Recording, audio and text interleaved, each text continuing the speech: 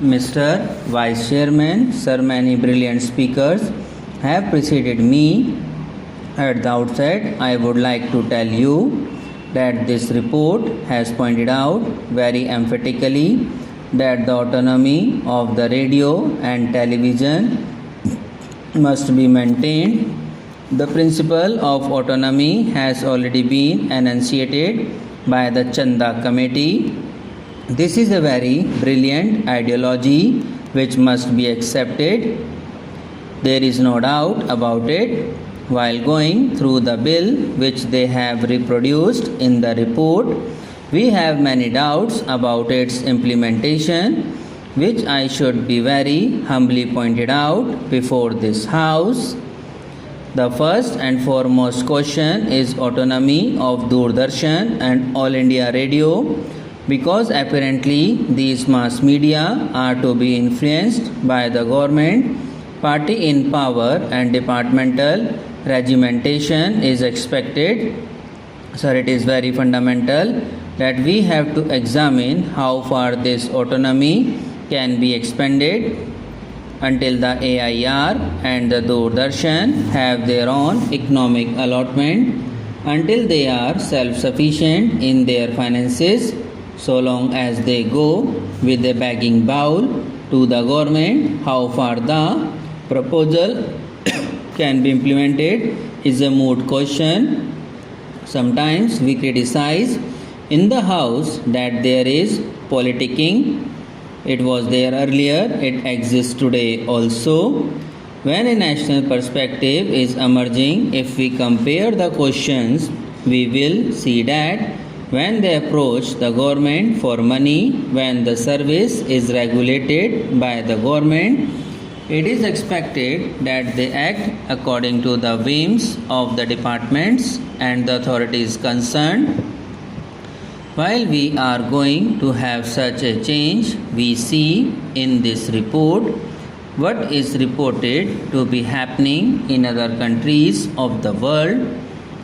Only very recently, France has enacted a law which has been reported in this book, where they have said that the parliament in France has made an act, and what are the cardinal principles they have accepted.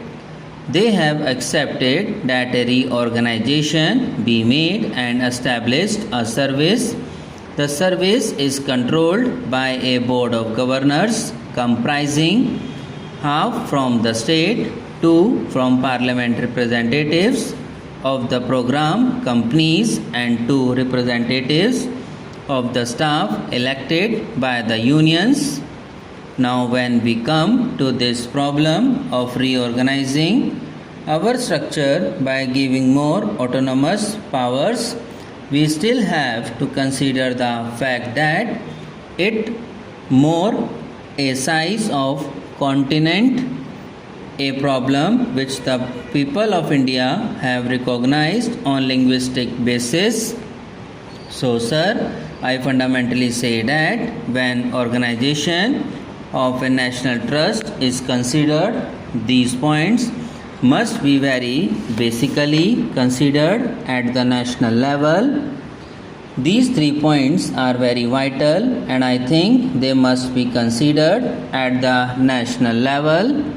The first thing is, if you make a centrally organized national trust, how can it preserve the cultural heritage of a multilingual country like India, and how can it develop the regional languages in this country, which is necessary for national integration? Sir, while forming the zonal committees, we see that the interest of the smaller states are suffering. If you analyze what is given in this report, you will notice that though All India Radio is there for the last 50 years, the coverage is still less than 100%. In my state of Odisha, I know that even now the coverage is less than 70%. So we have been seeing what are the problems before the nation. Radio and television are accepted in the world as mass media of communication with great values.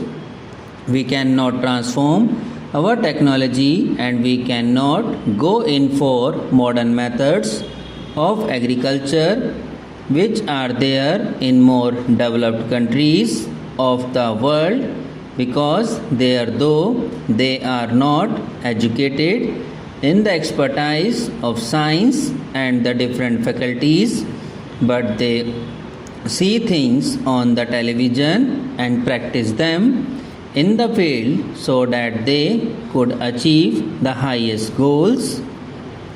So here the fundamental question is, and they have said it in this report also, that this autonomy cannot be poured from above from external sources of organization.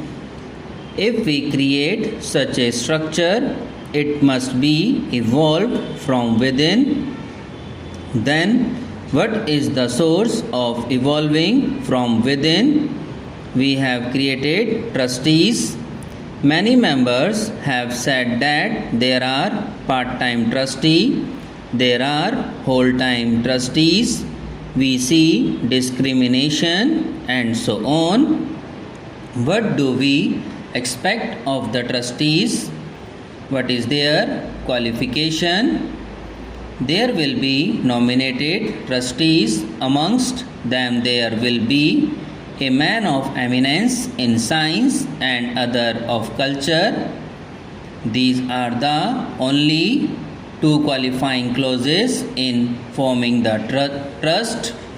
But the most fundamental thing is, if you want to increase the efficiency, if you want professionalism to grow so that you have a powerful media of radio and Doordarshan, that should we not recognize people who have worked for 30 or 40 years, professional people who are recognized in the field, the workers and artists who have suffered immensely and who have worked for the success of this thing. Should they not be recognized? This is very relevant question at present. So here the fundamental question is, and they have said it in this report also. Subscribe now and press the bell icon. Never miss an update.